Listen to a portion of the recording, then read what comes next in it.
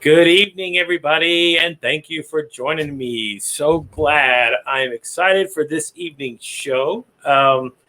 So, before I get into jumping about tonight's guest, let me cover what I usually do. So, guys, if this is your first time following the show, um, you can catch us live on YouTube. So, if you go to our YouTube channel at Made from Scratch Broadcast, we are streaming live there. So, you can check us out.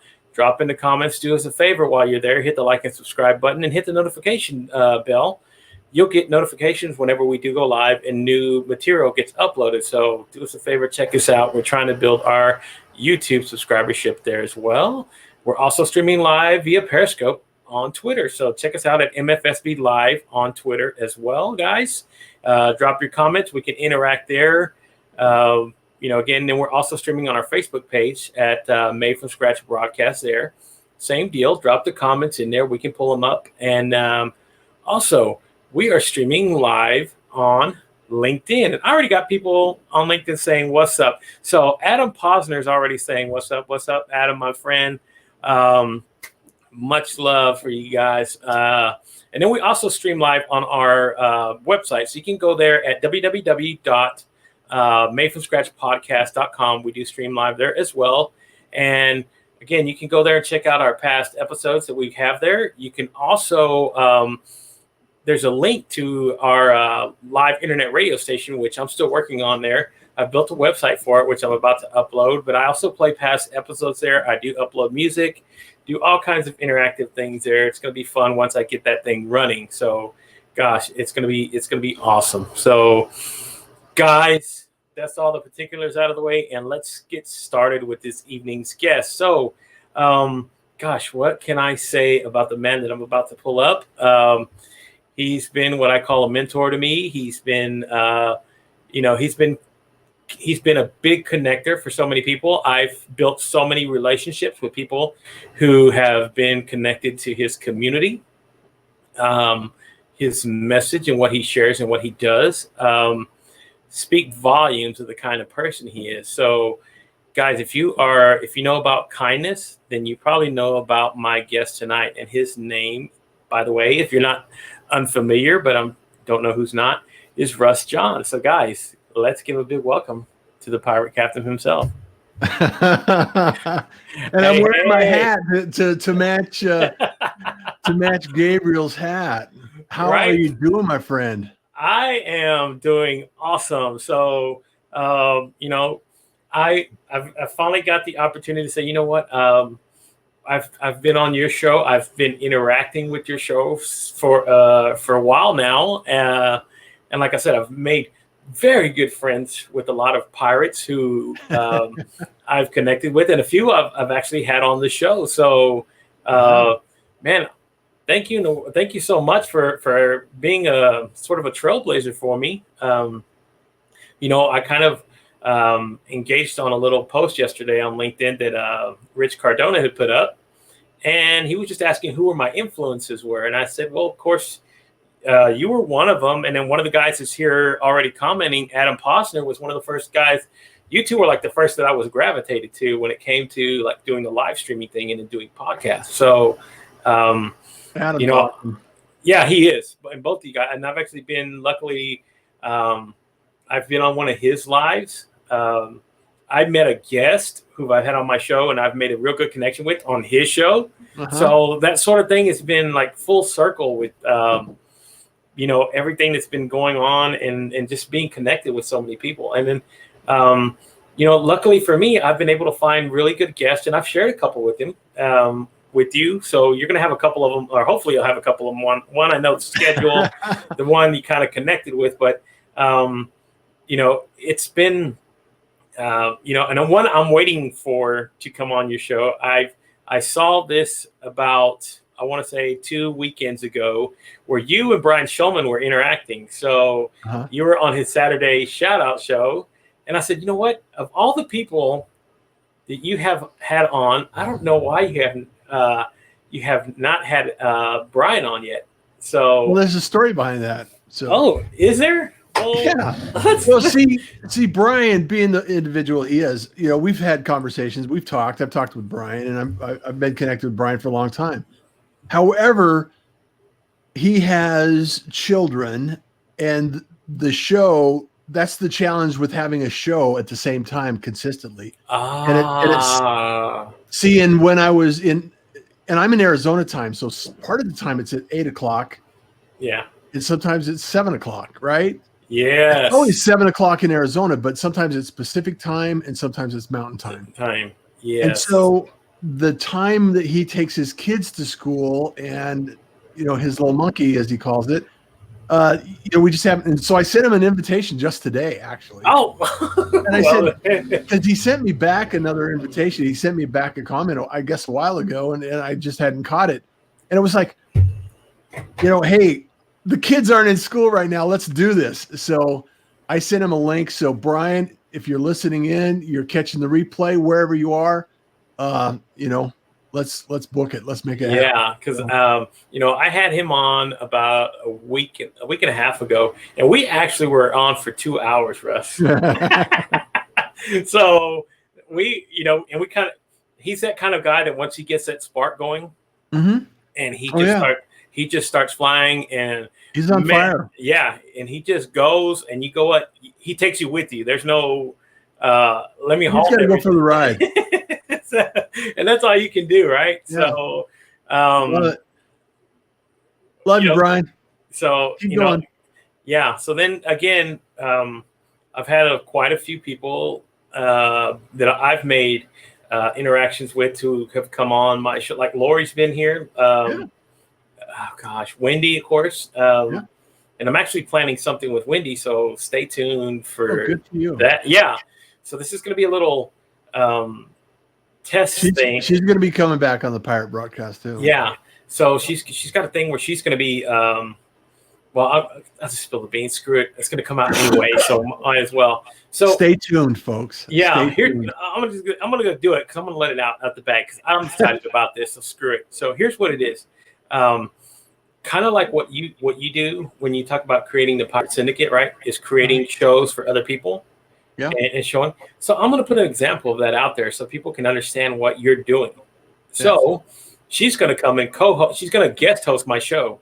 Oh, awesome. And she's going to be interviewing Kristen A. Sherry. So I'm giving up a really good guest, which I would want to do myself, but it's not about me.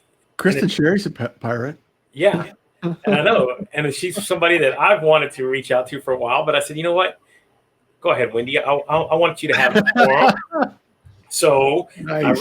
I reached out to her. So she's going to be co-hosting the show. I mean, she's not co-hosting. She's going to be the host. She's hosting the show. She's hosting the show. So I'm going to be in the background just doing the technical directing sort of part. Perfect. And I'm letting her have the forum. And again, it's going to be a great forum for her to talk about her upcoming podcast too. So, and I love your name, Made from Scratch. I mean, it's perfect. It's like exactly what you did. Yeah, right. So you start these things, and again, every idea that I've known of, every business that I've ever heard of, every music note, have all started from scratch. It all started with And how many times have you had that conversation with somebody and they're talking about that? And we'll say, well, I started from scratch, so I did this, blah blah blah, and that's kind of like where the concept came from. Yeah. And I kind of and here's the thing that I've been developing as I've been going along. So there's two things that I really concentrate on: creativity and positivity. Yeah. Because those are two things that a lot of people right now, you need both.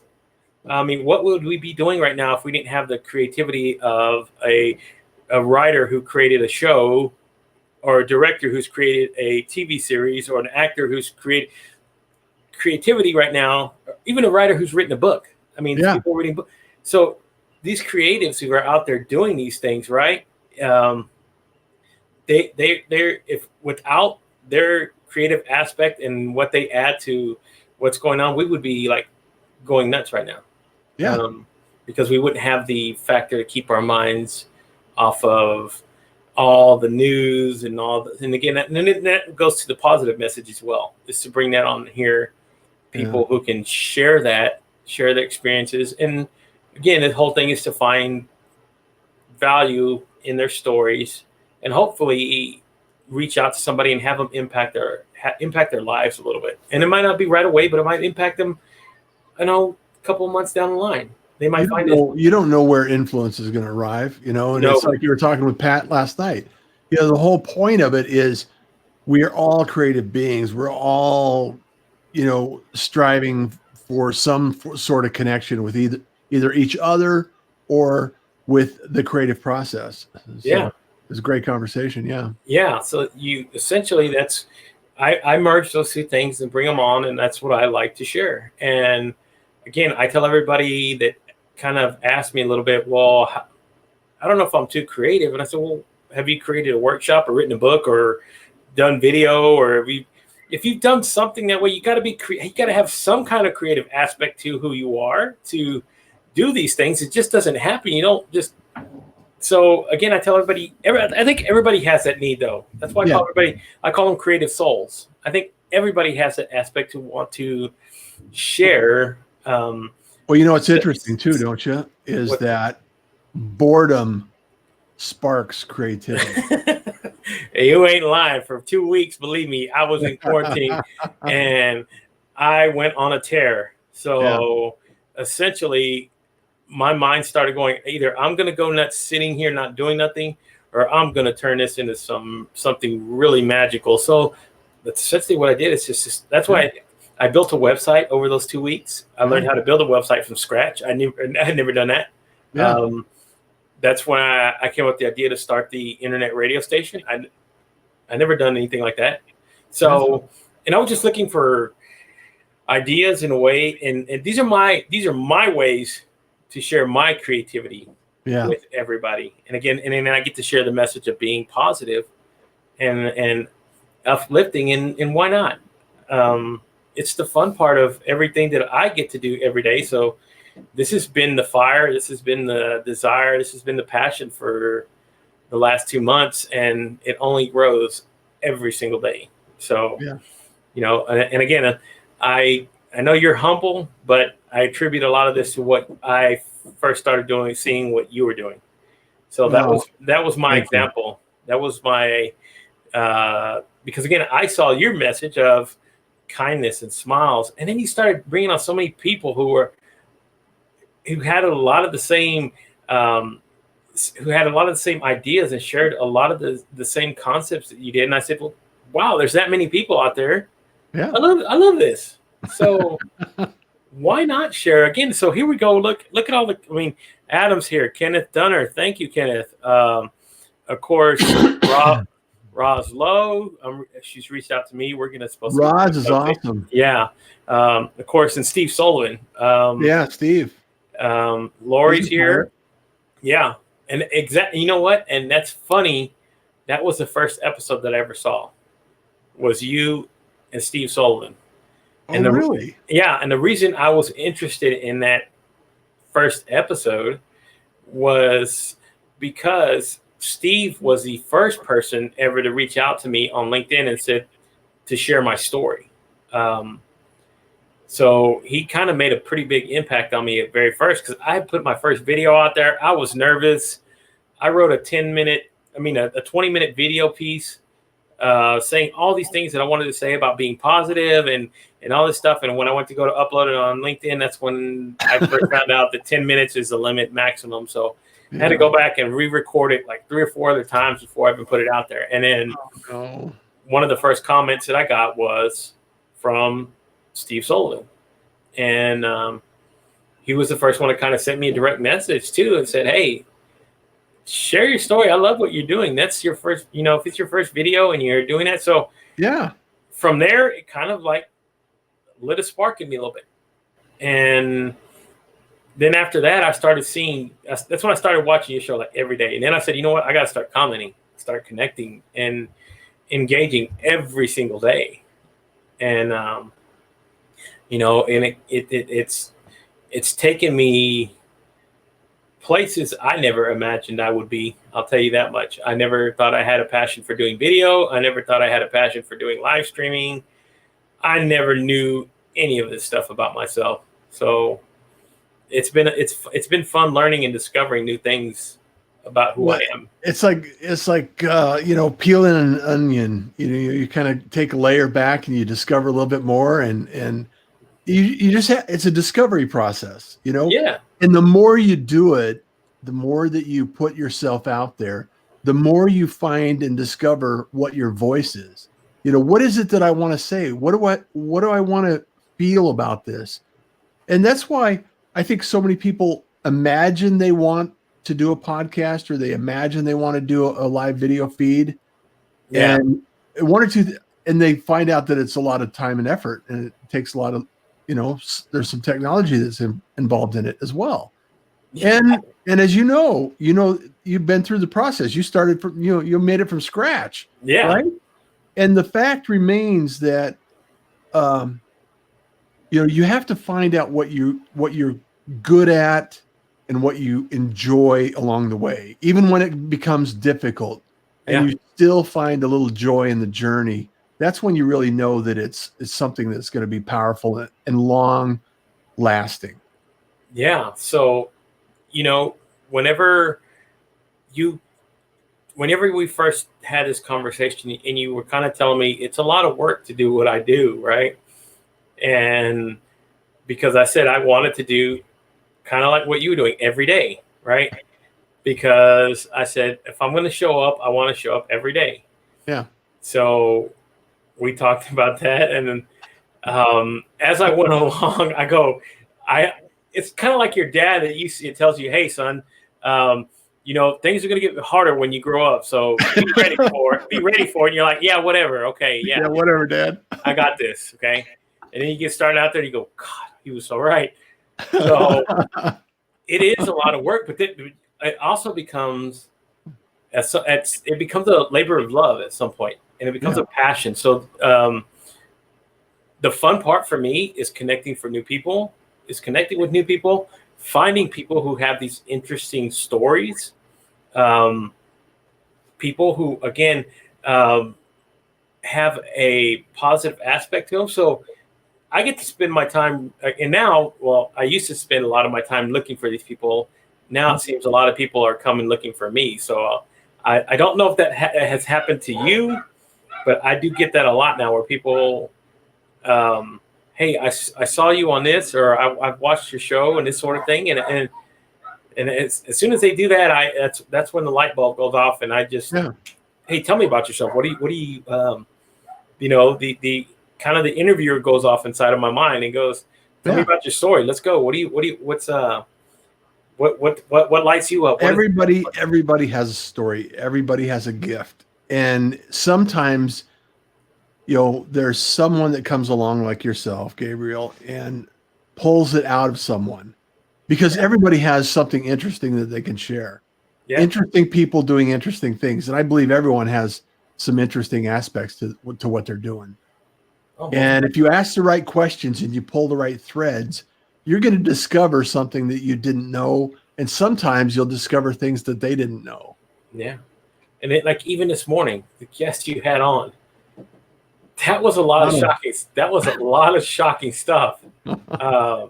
Because if you did not know who her father was, and you hear the stories and what she's telling you, and then you go Google who her father was, you go, oh my God. So, those people are out there. Heck, there's one I'm trying to reach out to now. And he doesn't have a lot of people that follow him, but his name's Tom Farley. Uh-huh. Tom Farley, if you don't know, is the older brother of Chris Farley, the actor. I'm just going to ask that question. Yes, that who he is. So I saw a video that he was posting on LinkedIn today, and that was the first thing that lit up in my mind now. My mind works that way, where I see that, people, ooh, that guy's got an interesting story. He needs to share it. Yeah. I can tell he doesn't have a lot of people on LinkedIn. He's only got like 1,000 followers right now. So he's kind of new to the platform, but that's somebody that I said, but his story though, talking about what his brother learned, what he went through with his brother, those sort of things. I said, that's a story I want to bring to the audience. And again, I said, and then, and a couple of the things that, a lot of things that we have in common is looking for those people, right? Finding those people. That's why I was kind of like wanted to build some sort of I don't know if you could call it like a guest booking league or something, where these guests that come in who have these stories, where we can share them amongst each other, because all these people are pretty incredible. Oh, they're amazing. They're amazing. I And mean, oh, well, invite Anna on your yeah, show, you know? I wanted to invite her on the show because I was going, oh wow, I was just kind of blown away. And again, but there were so many things that interested me about her story. And number two was she was a writer. Yeah. So I love that aspect as well, because I know a lot of those channels, and I've delved into the world of writing and wanting to learn about being a first time author and putting these things out there and creating these teams and all the stuff that she was talking about this morning. I was like, wow, my ears just perked up. Yeah. Like, Yeah. I would love to have a conversation. I could just talk to her about that, not even talk about her life. I know for a fact we could easily have a conversation for another few hours, you know, and talking about all of that kind of business, because it's fascinating. It's interesting to me, and it's you know, some people that are not in the arena of online activity or promotion or marketing or social media as a business, they may not completely understand and appreciate some of the effort that goes into it. And it's some of these launch programs that they have in place and all of the things that have to go into it. And the promotion of the show, what's involved now. And once you understand it, you have a new appreciation for it. Yeah, most definitely. And it takes your understanding to a whole nother level. Yeah. And you know how much work and how much hustle has to go into doing that. So, and one of the things too, that, again, this is kind of our little forum, everybody I'm sharing it with here, but like what we were talking about with LinkedIn and some of the problems that you face, that I'm just learning about, but you've already probably dealt with a lot longer than I have. I barely just had it for a couple of weeks, right? You've been dealing with this for months. Yeah. So I understand the frustration when you first started talking about it, and then I started going, oh, I get it. Now I know why he's frustrated. Because again, there's a lot of limitations for such a great platform. Yeah. Which I don't understand at all. Well, and I know for a fact that they're getting close to releasing comments in StreamYard. Yeah. So that's one aspect that I think will be very productive and positive. Yeah. Just being able to communicate with the community is really important. At least it is for me, and I know it is for you. Yeah, it is. And not being able to do that, even though you're on a third-party platform, it's frustrating. It is. There's no way to describe it except frustration. Because again, here it is, right? I'm a patient guy. Yeah, you and me both. I know how to bite my tongue. I know when to stand back and do things, but there's at certain points, and I'm like, okay, I'm just sitting right here waiting. I know you've probably been through the gamut already dealing with that. So, oh yeah, I feel your pain. And another one of the things I wanted to talk to you about was, of course, people see like they're familiar with you. They've seen the show. They kind of get a little bit of what your story is, but even myself was kind of thrown back a little bit. You did a podcast I want to say about almost a month back. You did with Adam Posner. Oh yeah, a lot of things that came to light that kind of shed a few things on what I know about who you are and why you've developed the way you have. So let's talk about that a little bit, because one of the first things that kind of interested me whenever I heard it was about the injury that you had, and I go, oh wow, that's a pretty big incident in your life. Yeah. So why don't we talk about that a little bit and tell me how that's kind of shaped Mr. Johns a little bit. Well, and the joke I used to tell and it wasn't not joking, was the fact that I fell 3 stories to get into advertising. Right. You know? Right. And the reality is that I was a musician. I played music. I've played clubs and music for years, and the show for me is much the same way. It's the creative process that I could do every day. Show up every day, entertain, educate, have people appreciate what's going on to some degree. Not everybody likes every band, right? Yeah. Just like every podcast, just like every show. And in 1987, through a chain of circumstances and everything else, I was in Portland, Oregon working. And if you remember 1985, 85 was a rough decade or a rough year in construction and housing, and the economy wasn't really that great. So I was fortunate enough to get a job. And then in the fall, I was working for a billboard company in the Northwest, which I was thankful for the job because the boss, they were based out of Seattle, and I would show up every day because I didn't have a job, and I'd go to the office and I'd say, "Hey, do you have any work for me?" And Randy, who became my mentor and friend, he'd say, "No, we're not hiring." And it was a union position, and I would go back the next day. I said, "Do you have any work today?" He's like, "No." And then after about 2 weeks, he said, "You know what? I got a position in Portland. Be there on Monday. I'll put you to work."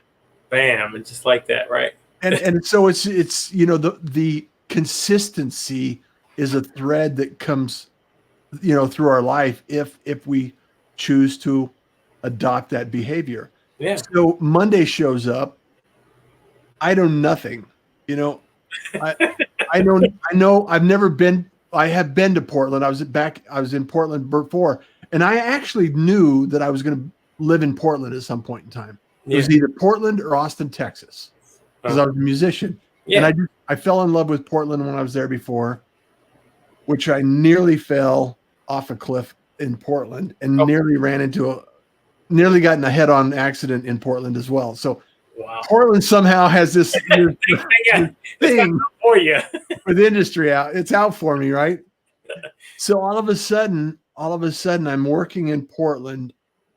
I know I'm broke. I'm like, I have nothing. I've been out of work for a while. And I'm living in my car. I'm living in my truck, sleeping, getting up and going to work and doing this billboard thing. And there was a billboard that looked bad that needed to be cleaned off. So I figured, hey, I'm done for the day. I'm going to stop and clean this thing off. And I remember climbing up this billboard, Gabriel, and I can't believe this. And I look across the street, and there's a lady with her son, and he's watching me. I noticed this, and it's a pretty tall billboard. Yep. It's a poster panel, and so I get up there, I climb, and I start getting on the billboard. And what the problem was is the paper was curling off the face of the billboard, so I couldn't see the top. Yeah. And you go over the top of the ladder with a hook ladder, and what happens, I was on the top of the billboard and not behind it, so it wasn't fully connected.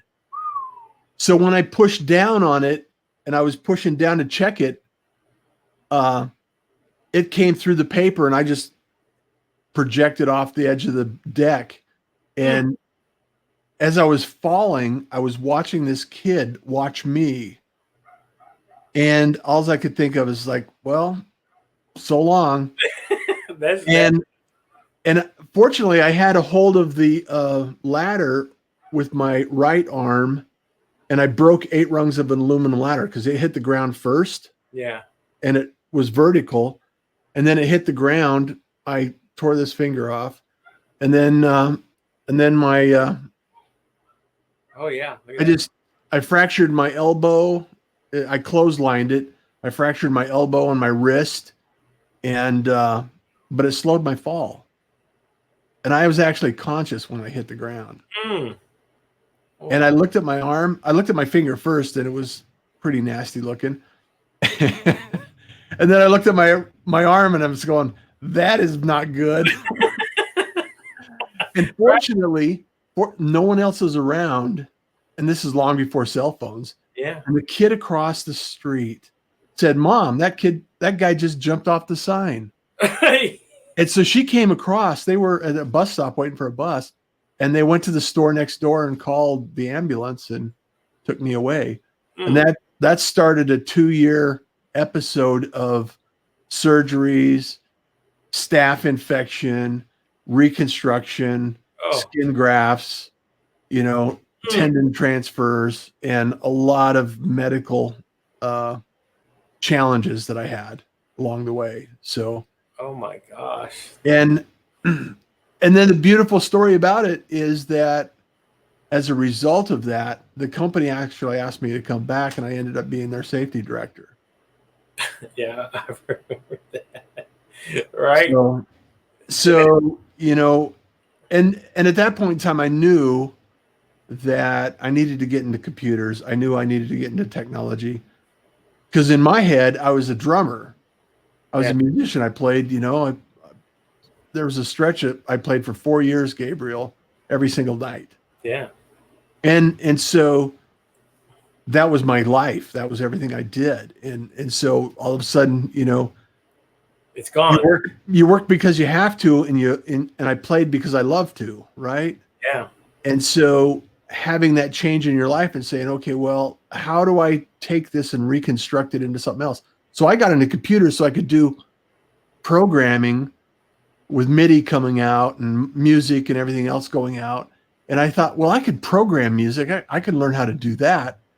I just need to learn how to do a few things. And so that's what I did. I mean, and then I got into technology, and, then I ended up having a family and 2 boys, and and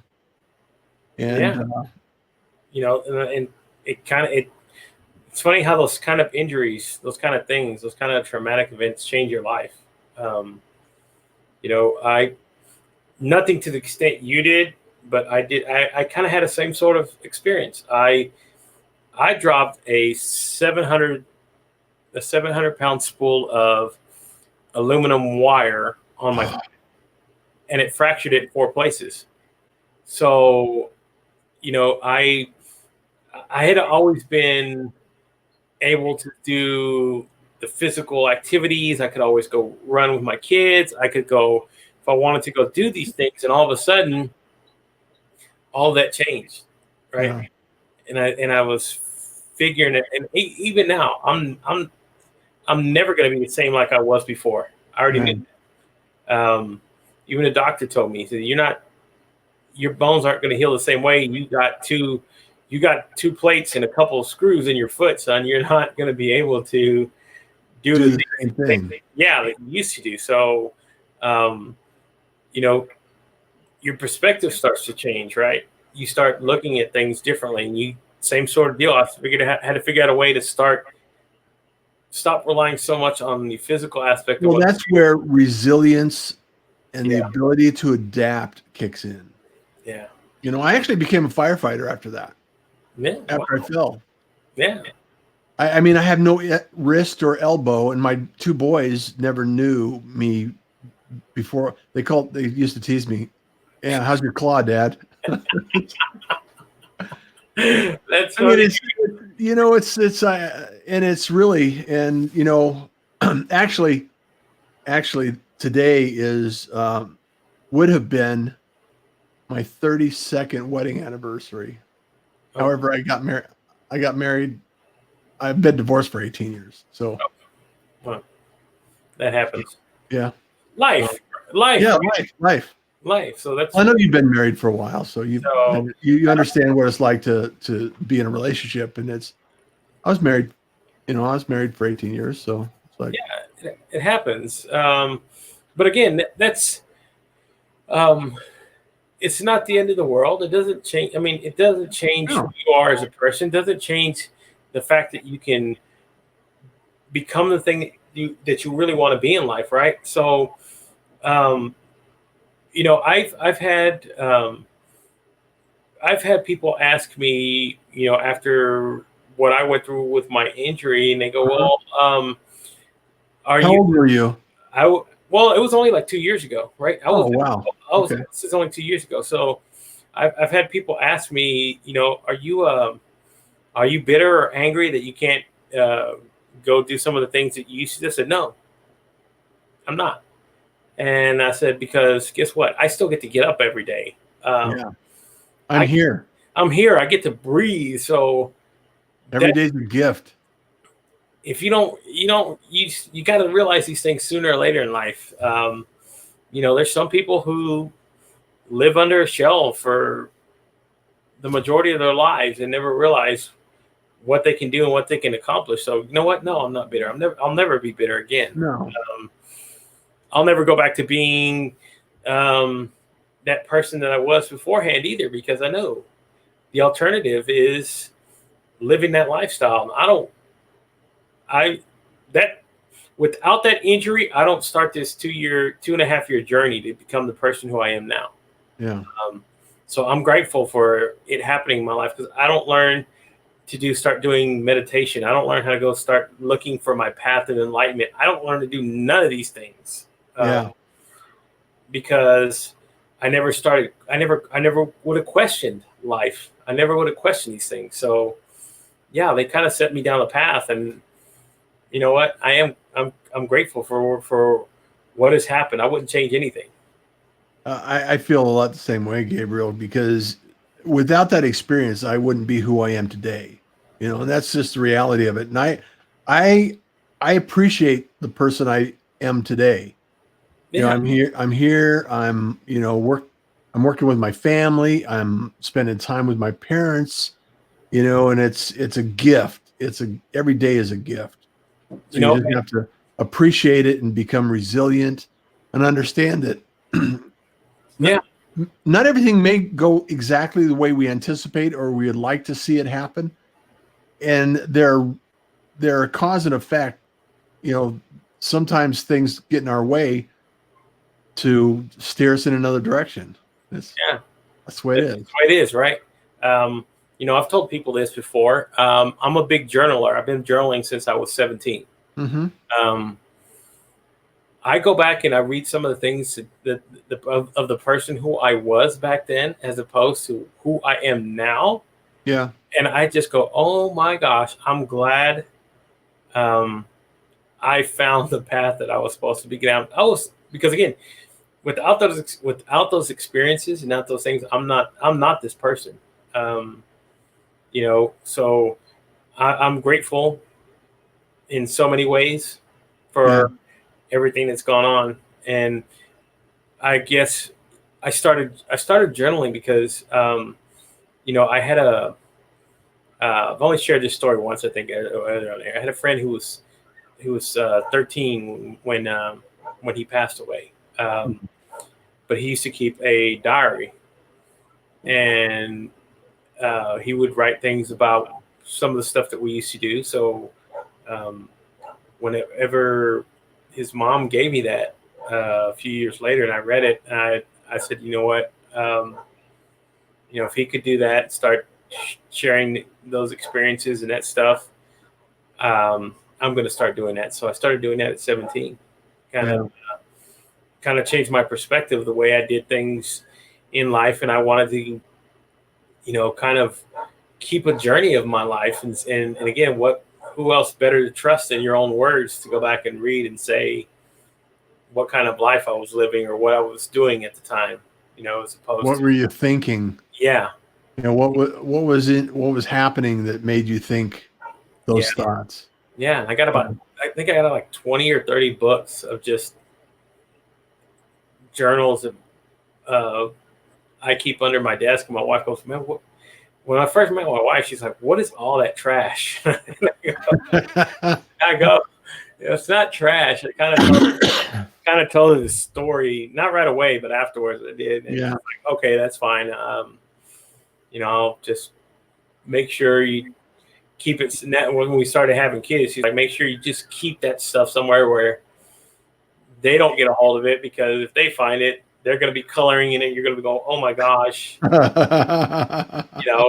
again, I kind of want to leave that up behind for them. Yeah.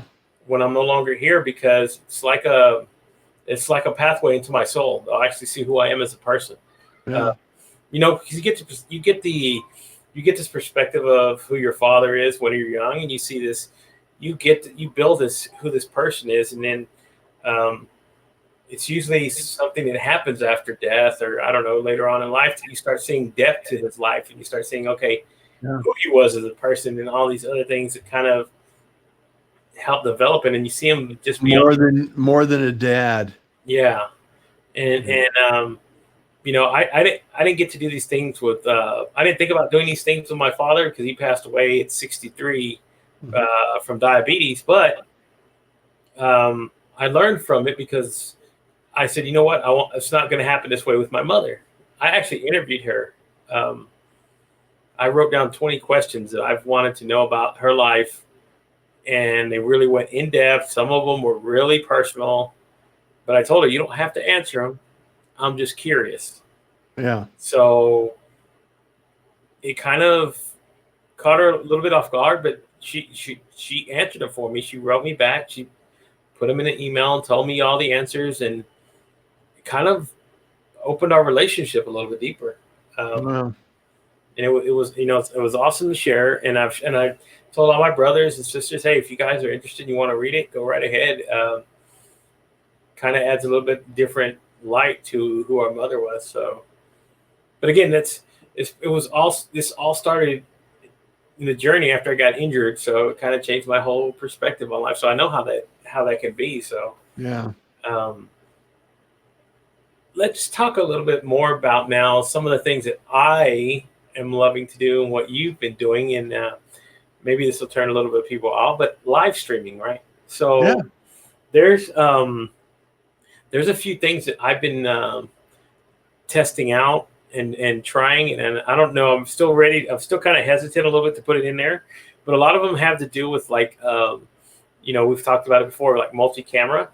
I'm actually doing a little work on my shed this weekend to get everything kind of a little bit different angle, building a green screen wall. Doing like a whole bunch of different things just because I want to mess around with it. I've been really interested in Stephanie Liu had a virtual streaming, live streaming boot camp for this last couple of days. Okay. Went over a whole lot of different things. I don't know if you connected with her. I just got connected with her not too long ago, but she's been doing live streaming for a while. And one of the things that I reached out to her and talked about it was, of course, like ideas how to monetize this, what we're doing, right? Mm-hmm. I figure there's got to be a way to at least find some kind of way to because again, what we do, it's fun, it's a passion, but it also costs time and money. So right. aside from doing the coaching, right, which you can do, and I know you've probably done a few things, and I've had people reach out to me and do. But I'm also trying to find just being creative and finding other ways to kind of like monetize this thing and find different ways to maybe, I don't know, create a way to a new source of path for income with live streaming, because the live streaming is still kind of, I mean, it's been around, but it's still fairly new. It's still in its infancy. Yeah. So think about when you were your first. What's your first recollection of watching a television show? Ooh, wow.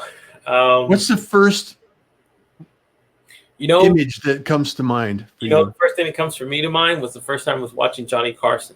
I used color or black and white? Well, it was in color by the time I started watching. So, but I loved what he used to do. Mm-hmm. He got to kind of, I don't know, he was doing what we're doing, except he had. How many channels were there?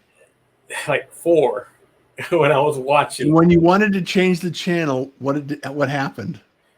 There was, when I would change the channel, first of all, if I got to change the channel when my father was watching, it was either, hey, it's time for you guys to go to bed, or cartoons don't come on till Saturday. Don't worry about it. Yeah. I'm watching TV. So, well, it wasn't 40. It wasn't 140 channels of selection. Is my point. Yeah. And it wasn't. And it was typically NBC, CBS, ABC, and PBS. Yes, that was it. And so think about this, and then think about radio in the same light. Is that radio, television, and outdoor advertising is broadcast media? Yeah. Right? Yeah. So when you think about broadcast media, what you have to think about is the way information is distributed. It's one way. It's a shotgun approach across everybody. You don't know if the person watching that is the child that wants to turn the channel, or the father that's watching the news, right? Yeah, right. So when it comes now fast forward and into the digital arena, I mean, how many channels do we have now? Hulu, YouTube, Netflix, Amazon, esports, whatever happens to be, the endless array of information, correct? Yes. So now look at where we are right now with the pandemic. We have an opportunity right now with live streaming that everyone is live streaming that knows anything about live streaming. Yeah. And the reason is because of, one, circumstance, two, the proximity effect of having this information, and Zoom is, taking a lot of heat for not being able to set up and everything else. However, I think I would argue, and I think it's a very good argument, because if you think about like brokered radio, and you identify that brokered radio, you have an individual that is buying time on a station for a specific audience. We'll call it a niche. Yeah. So if you have a niche audience and you have people that want to get in front of that niche audience, they're willing to pay money to be a sponsor for that niche audience. True. Right? Yes. So rather than think about the broadcasting effect, KPIs, if I'm going to pay for 1,000 eyeballs. What you're doing with live streaming and the media that we have right now is we're turning it upside down and saying, okay, I'm building an audience for vendor, whatever it happens to be, that is interested in being in front of an audience, and I will build this audience. I will live stream. I'll communicate. I will interview. I will talk about. I will do anything that's necessary in order to acquire the right audience for your product, right? Right. So then all of a sudden, it's like the trade show. Why do people go to trade shows? Yeah. They go to, you're in construction. So all of a sudden you're in construction, you go to a trade show, or say, for instance, you want to find out about the building HVACs. Yeah. You want to find out about the latest technology that's involved in heating and air conditioning. So you go to a trade show because they have the booths there. Well, all of those vendors are waiting for those eyeballs to come by their booth, and they're spending maybe $10,000, $20,000, $30,000, time, labor, energy, and effort to be in, to gather up 1,000, 2,000 eyeballs. Yeah. Maybe a few contacts, and you're standing there all day long. True. So if you have an opportunity to do a live show and do some production, and you have an opportunity to build a niche around a topic, look at Roger Wakefield and what he's done in plumbing. True. Same equation. It's like, okay, I don't necessarily need to be a national presence. However, if I have an HVAC company in Phoenix and people need air conditioning, and I can create content that allows me to be at the top of the Google search locally, what's that value? Yeah. What value does that create for that individual? Tons. Tons. Tons. It's like, okay, well, I can beat my head up with flyers on doors and knocking on, and window flyers and TV advertisement and billboards and everything else. However, wouldn't it be nice if you're already having a show where you attract and engage people? Yes. And then all of a sudden your show is known for having the answers. Look at This Old House and the reality TV shows that are out there. Yeah. There's a reason why people gravitate to these shows. One, they're entertained. Number two, they're educated. Yeah. So the only thing we need to do as live streaming individuals and people that are in the production space is create shows that draw attention for the topic we want the audience. There you go. That's the thing I think that. Cheers. Yeah, cheers to that, brother. I totally agree with that because it's a simple model. I think a lot of people overcomplicate it. It has been, and it's a simple question I've been asking a lot of people, and I do get thrown down rabbit holes where you don't have to go down a rabbit hole. That's the answer. Yeah. So essentially, pick what you're going to be, kind of target what that is, and then go out there and be the name. I mean, put everything into. I mean, again, who knew who Roger Wakefield was 5 years ago? If you go listen to his episode on my show, right? Yeah, he will tell you the story, and he says, my wife called me, and we were ready to close the doors, and I knew I had to do something. Yeah. So what he did was live stream and start talking about plumbing. And guess what? Now he's, anywhere, everywhere. He's what people call, and this is what Anna was saying today earlier on the show or after the show. I don't know when it actually happened. She goes, she's pocket famous. Yeah. And what that means is your niche in a pocket, your niche in this industry, your niche, and you're famous, in some circles. Yeah. It's not like, you're not, I mean, of course you're I don't know, you're not Brad Pitt famous, but you're people. You don't need to be. You don't have to be, right? You don't have to be that. In fact, it's better if you're not, because you can still go out to a restaurant and have dinner. Because even to an extent, right? In our, let's just say in our field of work or in what we do around here, everybody knows who Gary Vee is around what we're talking about. But yet in our circles, but then you go out in some places and they have no idea. They go, who?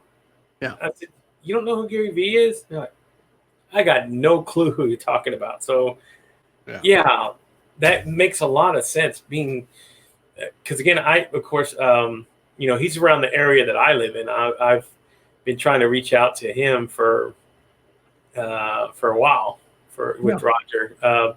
He was just on yesterday with Rob Elisavis. He was on his little thing yesterday, and then who was Elizabeth Westbrook had wrote a post of it that had Roger had helped her. So I was like, well, why don't you come on the show and we'll talk about that? She goes, why don't I bring Roger? Yeah, I mean, all of these names are in our circle, right? Okay. So she goes, she was running that, and I said, why don't you come on the show and we'll talk about that? She goes, why don't I bring Roger with me? I said, yeah, why don't you bring Roger with you? and I'll have this conversation. Because it's just funny that in these circles that we run in, and we a lot of the same names. Like for the longest, I've been trying to get Lila on. She's been on your show already. Yeah. But the thing with hers, it kind of same sort of deal you had with Brian, a conflict of time. Yeah. She's got coaching that she does, because I do mine at 7:00. Even though we live in the same metroplex, we've actually connected. I've been to one of her workshops. Sweetest person. Gosh, I can't. She's awesome. I can't say enough about what she does and who she is as a person, but it's just those kind of the conflict. Yeah. I have this question all the time. Is there another time that we can do the show? And I, Like my pan answer is no, no. It's No. 7:00 Arizona time, period. That's the consistency I've built into the program. That's when the show is. yeah, And that's why I was talking to Randall Constant, yeah. in the food industry. And he actually just received access to his business page Oh, wow. on LinkedIn Live. Yeah, And it's like, I'm going to reapply because that would allow me the opportunity to actually broadcast another alternative show at a different time zone where it would be a little easier. Because, like, you could do Australia. I can't do Australia because it's in the middle of the night. yeah. Right? So because I've been trying to reach out to Dan and Wynn, right? Uh-huh. I could probably have her on because she's been doing live shows on Instagram and that sort of thing. So I know, Diana. Yeah. but it'd be hard for you because, again, the time that you're probably on, she's asleep. So Yeah. Well, she's actually commented on the show more than once. And so it's like, well, what are you doing? Come on. however, a lot of times my show's booked out a month in advance, so it's like you can't. Yeah, really so plan that. that's another thing, right? So here I am. I've tried to keep my limit at about 2 weeks, simply because I could if I wanted to right now, I could do a month. Pretty simple. I think what I like to do is I like to be able to, though, if I can get that spot guest that I've been trying to reach for at that moment, say, look, I can get you on here I got a week lead time right now, so let's set everything up, let's get everything going. Because again, I do have people. I do all kind of Zoom calls while I'm at my other job, by the way, with people, and the whole thing is setting up the whole scheduling, the whole thing. That whole process right there has saved my life. Because again, I'm able to just go, hey, if you want to connect, let me send you the link. They go connect. Here we go. We do like a pre-show consultation. We talk about what they want to do, what they want to come on with, and then boom, here's the link to book. Let's book and let's get you on the show. So see, and I do it. Well, you went through my process. You know, yeah, my process. It's super simple. Yeah, it's like, and then it's my job to make sure that you're interesting, right? Right. It's like, okay, well, if I can make this show happen, it's going to happen. If it's not meant to be, it's not meant to be. It's like, okay. Yeah. So and it's so far, 150 episodes. I'm still happening here and there once in a while. Now. So and I'm about 100 behind you, but I'm going that way. That's awesome. Monday's going to be 50 for me. So congratulations. Yeah. So I'm having Virgie Van Horst on, and I was on her show. I don't know if you connected with Virgie, but I just need to follow your show sequence. I need to go back in your YouTube sequence and start poaching your guests. Saying, hey, Gabriel told me that you'd be a good guest on the Pirate Broadcast. Right. So again, well, I got a secret weapon. Here's mine, right? And I'm going to give him a shout out, right? What's the secret sauce here? Here's my secret sauce. He's a gentleman by the name of Mike Padurano. Now, Mike is kind of like he's my Sherry Lolly to you. Okay. He stays behind the scenes. He's been on here one time or two, but he finds these guests, he finds these stories, and then I get a message one day that just pops up in my thing and says, hey, I want to introduce you to Gabriel. Yeah. Check this out, blah, blah, blah. And then he'll tell me the whole backstory. And then we'll go into – that's how I found Jennifer, who's going to be on your show, right? Yeah. Jennifer's wonderful. Her backstory, what's the tragedy she had to go through, all the stuff that she's to get to where she's going to be. Again, through Mike, I got a guy that I'm working on now, and I'm going to share him with you once I'm done. His name is Marquise. Anyway, his brother was Marquise Ogden. That's his name. His brother was an NFL Hall of Famer. Okay. He was his younger brother, and same sort of deal. He kind of was living in his shadows and kind of went off that beaten path. Yeah. But now he's getting out there. He's sharing his story. He's helping people, doing this sort of thing, and getting his self out there. Really interesting story. Mike introduced me to him. I get these messages. We never know where people are going to show up in our lives. No. And the reality is, and here's the thing is that, like you said earlier, there are people now that are reaching out to you and saying, "Hey, I saw you.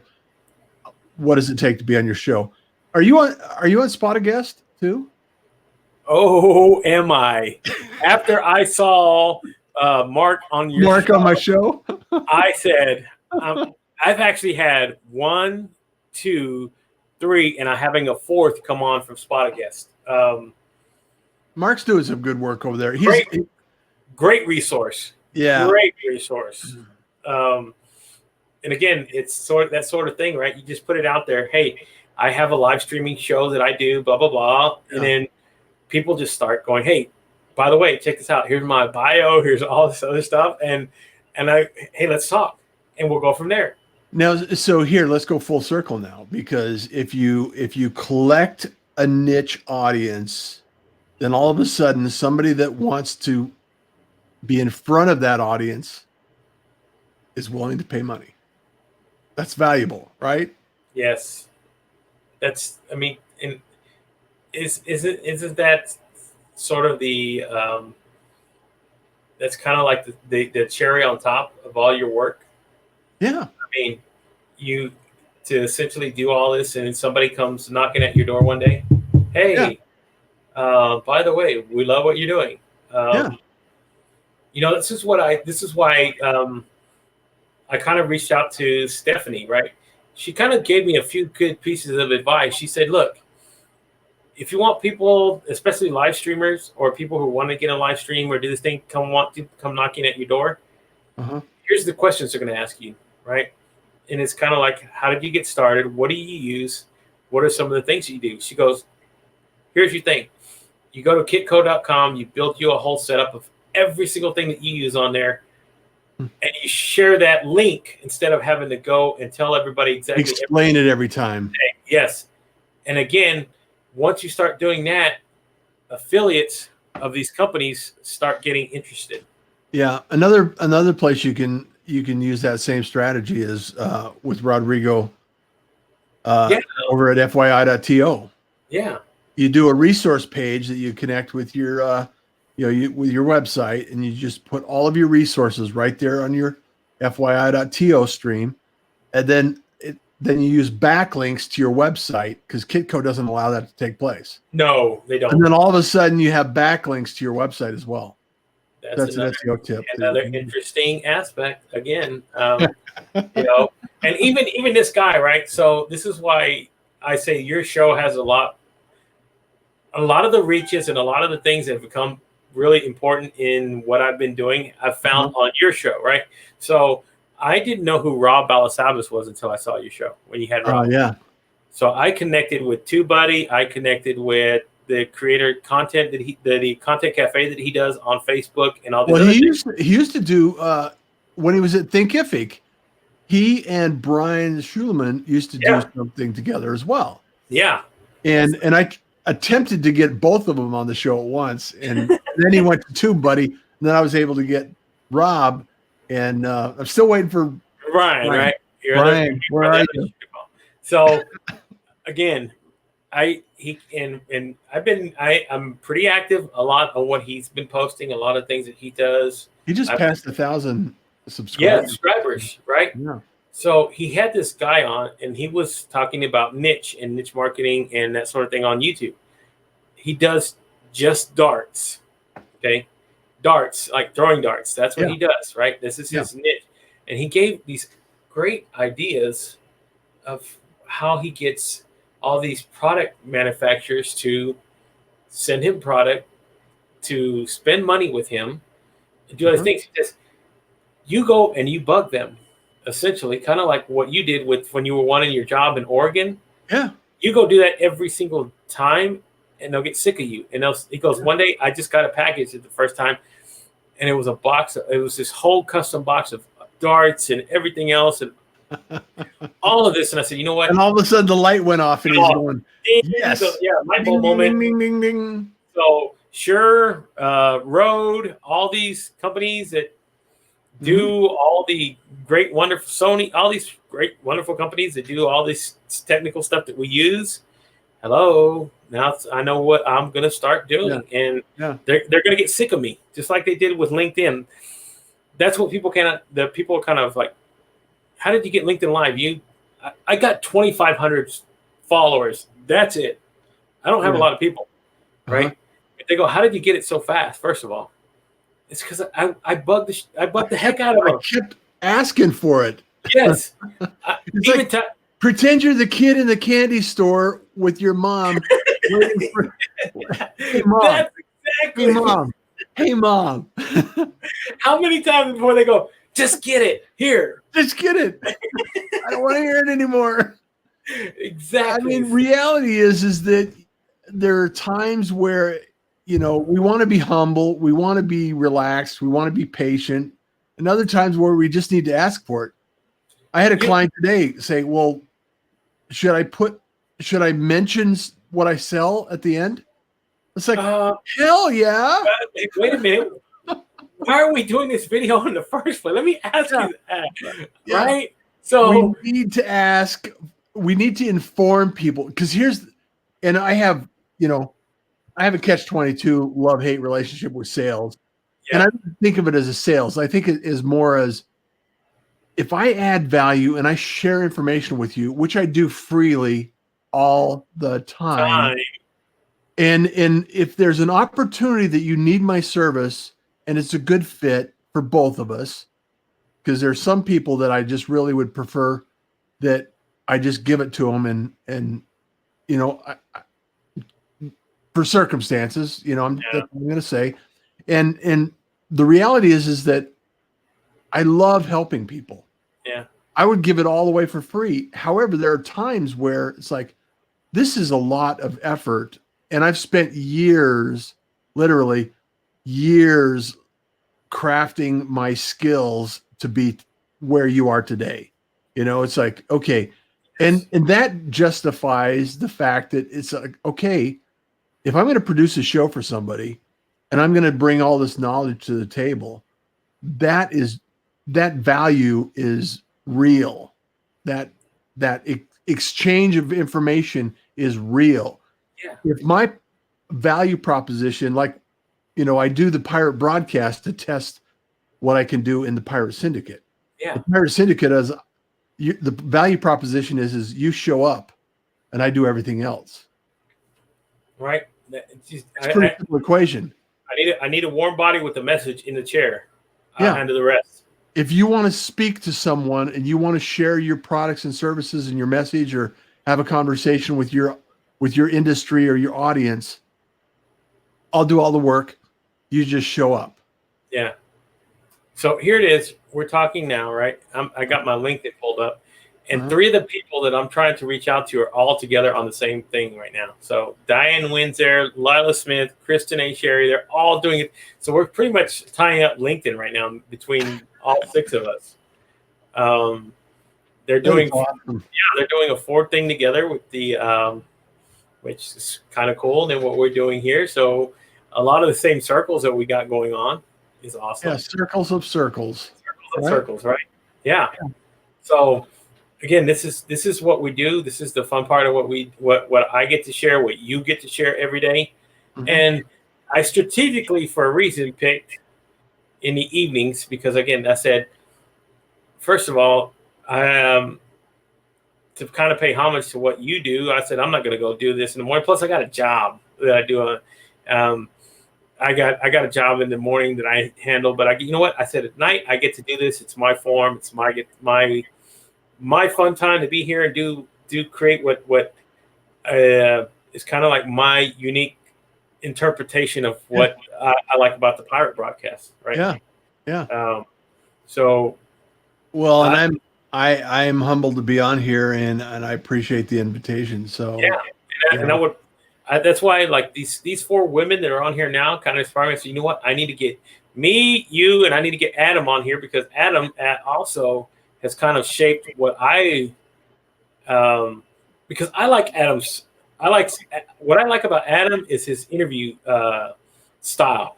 Yeah. He goes and when he concentrates and he gets going on talking to people and interviewing and getting these questions, he's pretty. That's why I said when I heard you two interact with y'all's podcast, I said, okay, that's awesome to me. Yeah. Maybe it's just me being a nerd, but I got a lot out of that interview between the both of you two. Yeah. So, kudos to you, kudos to him, and then anybody else who wants to hop into this live streaming thing. Yeah. I've had people ask me all the time. Same sort of deal. Yeah. If you're gonna do it, you stay committed, stay consistent. I've had the same sort of deal with people asking me, hey, can we do this at another time? I had a lady who I wanted to have on really bad, but she was in the United Emirates, right? Uh-huh.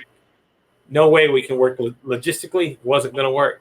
She's like, that's like at 2 o'clock or 3 o'clock in the morning while I'm doing this at night. I said, well, I would love to have you on, but if I'm going to stay consistent and do this for you, that means I would have to bend over backwards for every single other person. And I'm not going to do that. And it's not what you need to do. I don't think it's, and also it devalues what you're looking to accomplish. I mean, how many times did you see Johnny Carson, his show at 9 o'clock?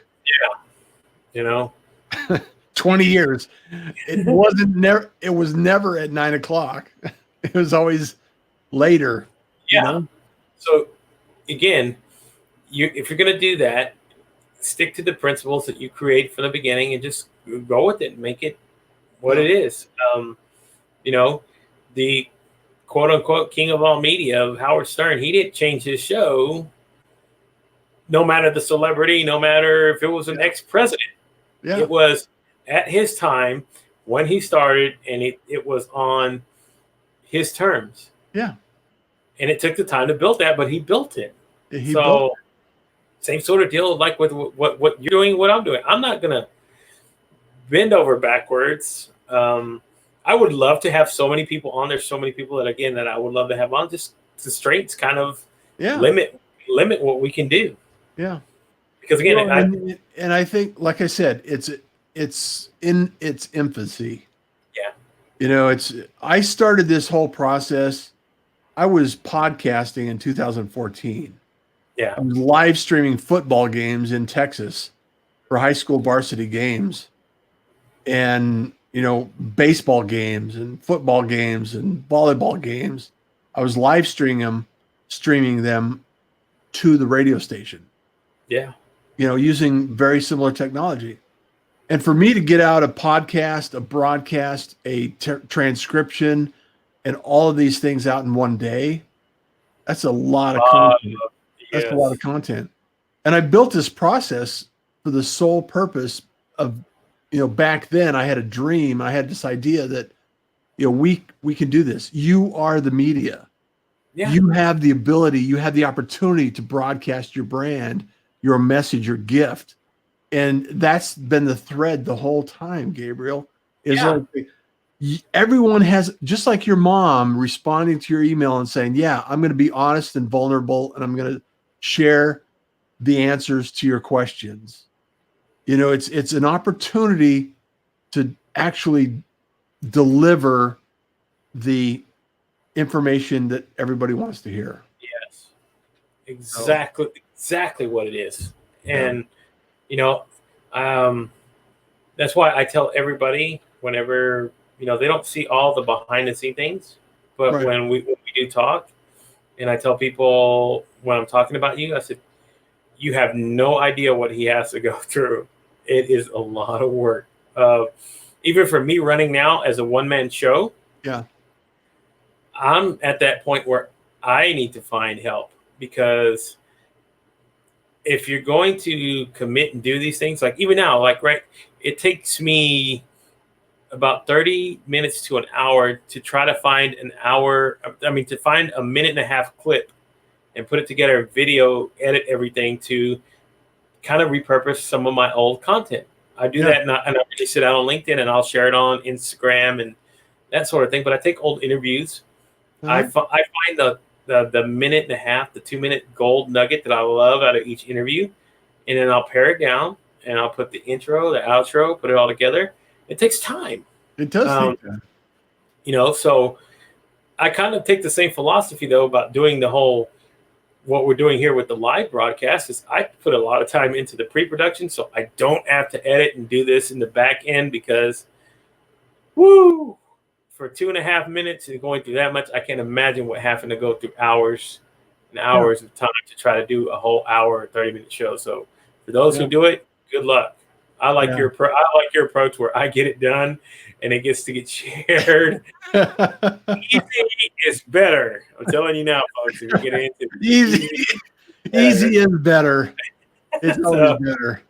So it's awesome, guys. Thank you, everybody. I know we went over. Thank you, Gabriel.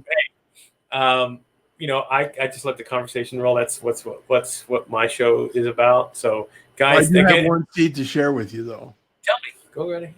So here's the combination: multicam, ATEM Mini Pro, Sony cameras, and Procaster, Rode Procaster. Now I got one of the three right now, which is a Procaster. Yeah. Because I do a separate podcast. Yeah. But you're the second guy now who's mentioned the ATEM Mini Pro. Had a guy on last Tuesday night, and we were talking about this because he's getting into doing. He's trying to build virtual speaking arenas. He does.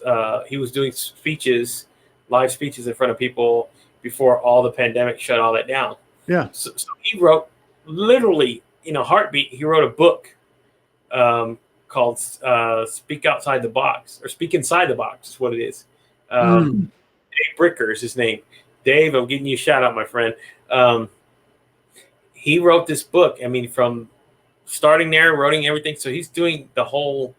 He's jumping into the whole video aspect thing about it as well. He goes, "Have you ever tried the ATEM Pro, the Mini?" I said, "No." Tell me about that for multi-camera. And I said, I was looking for an interface, and he kind of mentioned it to me. So I went and investigated. You're the second person that's told me that. So that's kind of like the sign that says, you know what? I need to invest in one. Because I do have Sony. I do have two cameras. I do have two. And it's on back order, so it's really. However, it does allow you to bring both cameras in and then switch them, just like the Procaster. Yeah. So he told me though what the difference was. It's like the thing with the model that they had before. You had to all set on same resolutions.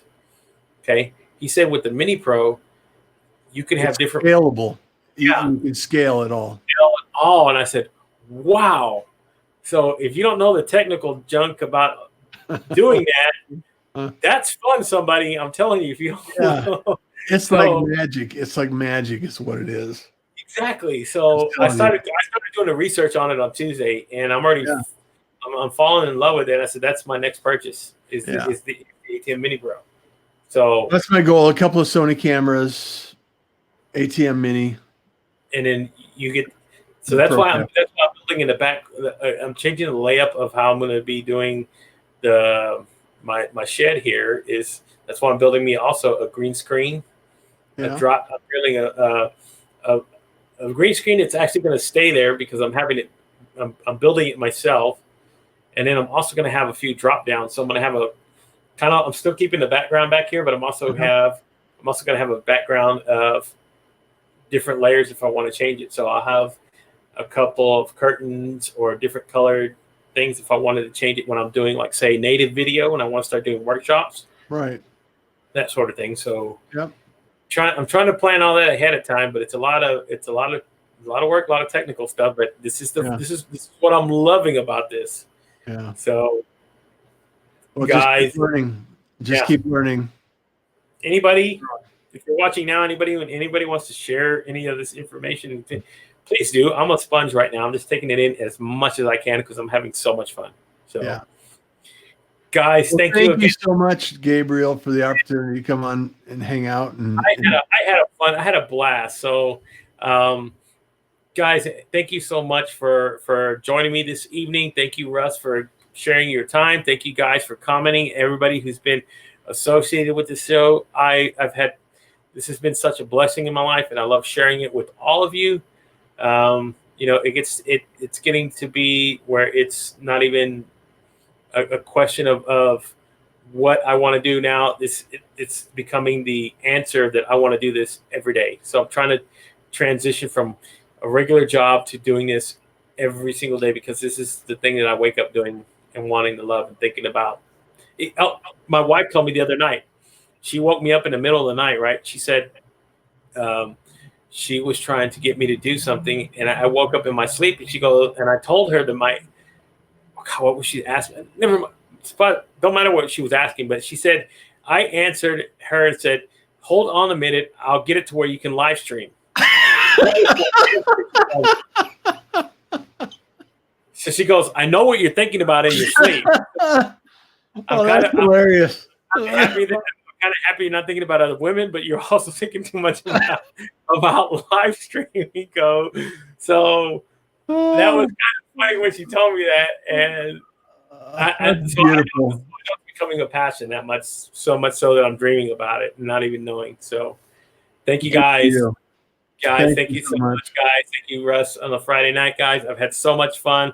I'll be back Monday, 7 o'clock with my guest, Virgie Van Horst. She is her hashtag brand equity is awesome. She's been doing real estate, but she's got an interesting new project that she's going to share with us what she's been up to. So if you've kind of been missing her on LinkedIn and you're connected with her, she's going to share about that on Monday evening, and she's going to be my episode number 50, and I get to celebrate that with her. So thanks, Russ. Thank you so much for coming on. Thank you so much. I'll see you Monday morning, 7 o'clock, 7 a.m. Arizona time. Pacific Standard Time, Arizona time. So who's Monday's guest is, by the way? Right now I have no idea. It's been a long day. It's 7 o'clock. It's 8 o'clock. It's late. All right, guys. So y'all have a great evening. I'll see you again Monday, 7 o'clock. And then Sunday, I'll kind of drop everybody who I'm having on the show, so we kind of know a little bit of what's going on for the week. So thank you, guys. Thank you, Russ. See y'all Monday. Bye. Stay safe. Do your social distancing. Keep following. Safe and sane. Even though a lot of these states are opening everything up, please be cautious. Wear your mask, wear your gloves, because you still don't know. We don't have we're still living in uncertainty, and I want everybody to stay healthy, and best things for everybody. Y'all have a good night. I'll talk to you again Monday. Bye-bye, everybody.